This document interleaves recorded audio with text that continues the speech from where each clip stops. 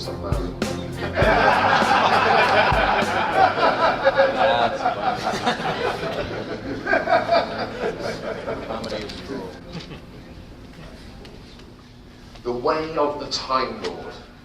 And ever since I've been exploring its secrets, it's changed, revolutionized the way I do my shows, and also the way I live my life. I now see it everywhere. Wherever I go, when I choose to see it, I see it everywhere. Shopping malls is a great example. Going into shopping malls, and you might find yourself in your favorite department store on a slow Monday afternoon, and there you walk in and the music's playing in the background, very slow.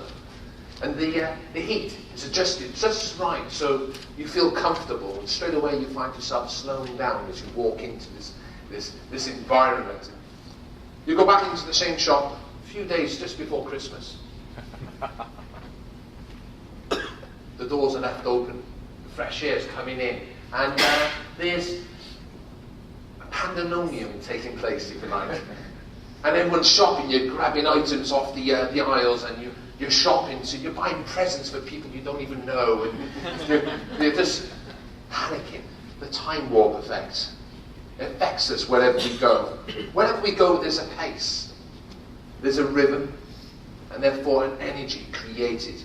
Even here, masterfully done, an environment, a rhythm, pace has been set. Time schedules that we're all working at. We're all here.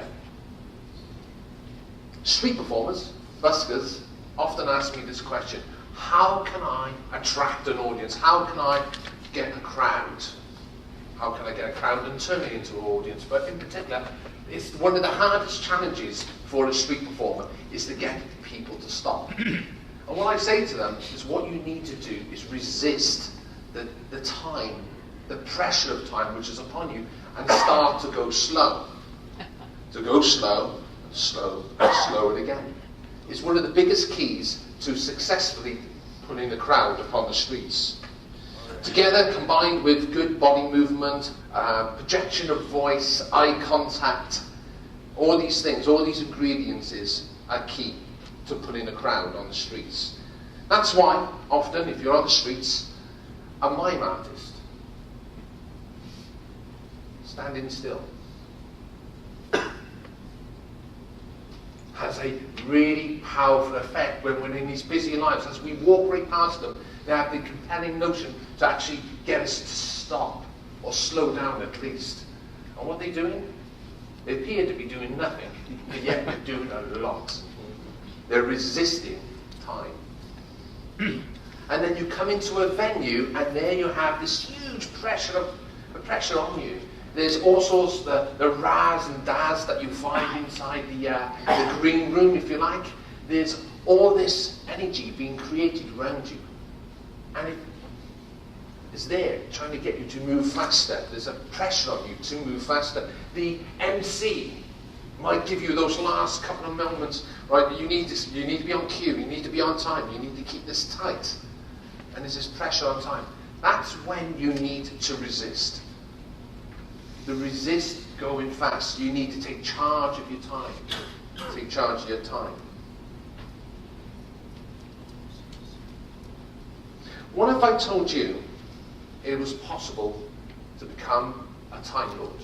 Now, we've all seen various movies, superheroes, the great movie Back to the Future, where you've got the mad eccentric scientist, Doc Brown, and he creates the delirium machine, time machine, and it allows him to travel through time. And you also have Superman, played by Clark Kent, and he has these incredible superpowers. He's able to go faster than the speed of time. He's able to do incredible things. And at one point in the first movie, Superman, you see him flying around the axle of the Earth, turning the Earth back in its rotation. Some people argue he's going faster than the speed of light. And what he's literally doing is that he's trying to reverse time in order to go back and save his girlfriend who died in an earthquake. Well, in the UK, we also have a Time Lord the master of time itself. He was there at the beginning, and he was there at the end, the Alpha, the Omega. No, I'm not talking about God. I'm talking about Doctor Who. And he seems, he's got a slight lesser budget than our American cousins, and therefore he shops in riff shops.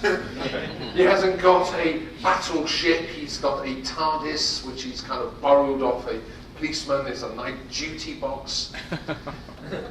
Doctor Who. And he also highlight that his studios are in my hometown Cardiff, so if you ever want to visit. What if I told you it was possible? What if it was possible to control time? What would it be its secrets? You may be a seasoned performer, and you've learned to draw comfort from stage fright, your body preparing to do something which is abnormal, so therefore your body, you're used to that. Maybe you're able to remember to go slow, you pace yourself, you do deliver eye contact, you do all the do's that you must do. You remember to breathe, and you're in control of your body. If you're a seasoned performer, perhaps you've been a secret Time Lord all this time, and you're able to control that environment. But what is important, and what you would be aware of, is your audience perception of what's taking place. We, the audience, my audience, you, the audience, will relate to time through your experience to it, and how you experience time. How you experience time is how you relate to time. In other words, if you're enjoying a show, if you're enjoying an experience, time just flies by. We've all had that experience. Perhaps you go in and it's a long performance, but you don't notice it go by.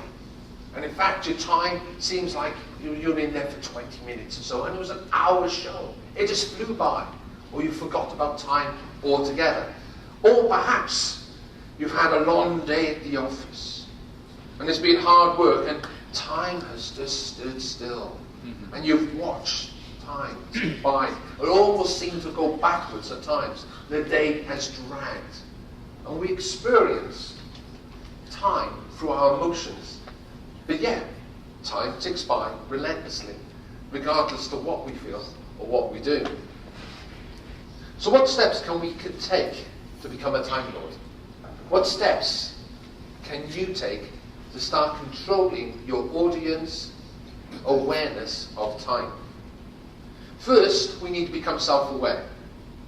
We need to become aware of our environment that we find ourselves in, and becoming aware of the place, the environment we find ourselves in. And a great place to start, I believe, would be nature itself.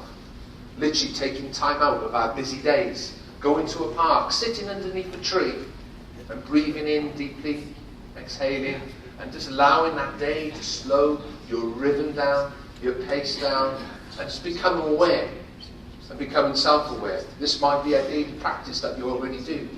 This is a great thing to do. And then to pick yourself up and drop yourself in a busy, busy city. People watch. Go and sit in a coffee shop and watch the world just passing you by, and watch the rhythm of people as they do. And there you'll see a pace, and pace creates a rhythm. And you'll see the advertisements, and you'll begin to see the rhythm of traffic, and the whole thing becomes this orchestrated rhythm that drives people along, often self-unaware that they're being driven. They're on this mission. And pace, rhythm, creates energy. When you recognize pace, and when you recognize rhythm, and for a street performer, this is essential to watch these paces. But when you want to recognize pace and when you recognize rhythm, you'll also begin to recognize the energies being created around you. And you'll begin to witness it as it's occurring. Some people are at peace with themselves. Some people are in harmony. Some people are out with good intentions. People are purpose-driven. Some people are on a mission. They need to get to that shop and get back and pay for the meter, pick up the children from school. But some people are there's anxiety, there's stresses, frustration, sometimes anger. Often or not, this is a big melting pot of all those emotions, all these things are taking place at the same time. So when you begin to recognize pace, rhythm, and the energy is being created, this allows you to begin to play with it. And this is where it gets exciting. You're able to slow pace down and begin to resist. When you're walking down the street, perhaps, a picture, a painting may grab your eye, and you're drawn to it for a moment. And in that moment, you're lost. You're taken away from your activities. It's something you appreciate, and you lend yourself to it. And for a moment, you're taken away. By setting the pace, you create the rhythm. Your audience, without knowing it, will adjust to the rhythm of your show, rather than the environment causing you to go to the rhythm that's been set. They will begin to forget their worries, their troubles of their day. They will begin to forget everything outside of the experience they're having in your show. The ultimate sign of success is when your audience forgets time altogether. Or at least time seems to fly by. And to me, that's when I'm really creating real magic. That's when I'm really hitting the mark and creating a real magical experience as my audience forgets. And the energy I create, the lasting memory I deliver, is totally our responsibility. It's therefore I love creating magical moments for the whole family, because I'm in a public space. So I have adults, I have children watch my show. So therefore I take that on board. So I create a magical experience for my whole audience. So in summary, a Time Lord or a Time Lady, they are self-aware. They can slow themselves right down. They're able to control their breath and breathing. They smile in their performance. They use eye contact. And even things like eyebrows, raising the eyebrows to get a response from the audience. Voice projection. They use these tools to slow themselves down. But at the end, largely, that's the aim, is to create that environment of slowing everything right down. They're able to embrace quiet moments in their show. They're able to embrace quiet moments. They're not threatened by them.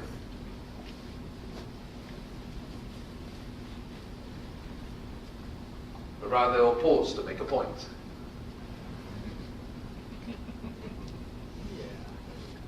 They can also access pace and rhythm wherever they go, if they choose to do so.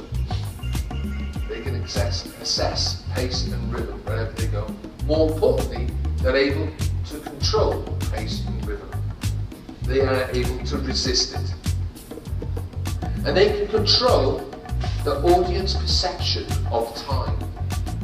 And doing so, create a positive energy. And this can lead into a deep, magical experience which can often be life-changing. Thank you for having me.